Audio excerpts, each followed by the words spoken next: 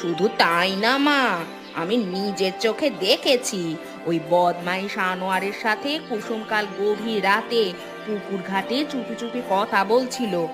আমি কাছে যেতেই দুজনে দুই দিকে সরে গেল। আমার সোনার ছেলে রহমত শহরে হাড় ভাঙা খাটুনি খাটছে আমাদের মুখে দুমুঠো অন্ন তুলে দিতে, আর এই ধনী বউ ঘরে বসে এখানে পরপুরুষের সাথে পিরিতি করে বেড়াচ্ছে। মেজ বউ তো সবার সামনে খুব সাধু সাজে মা, আসলে তলে তলে যে সে এত বড় বিষ তা আমরা কেউ আগে ঘুণাক্ষরেও বুঝতে পারিনি। ও আমাদের কলিজায় কুড়াল মারছে। আজ বাড়ি ফিরুক রহমত, এই পাপীকে বিদায় না করা পর্যন্ত আমার মনে আর কোনো শান্তি নেই। আমার ছেলের ঘর এভাবে ছাড়খাড় হতে আমি তো আর দাঁড়িয়ে দাঁড়িয়ে দেখবো না।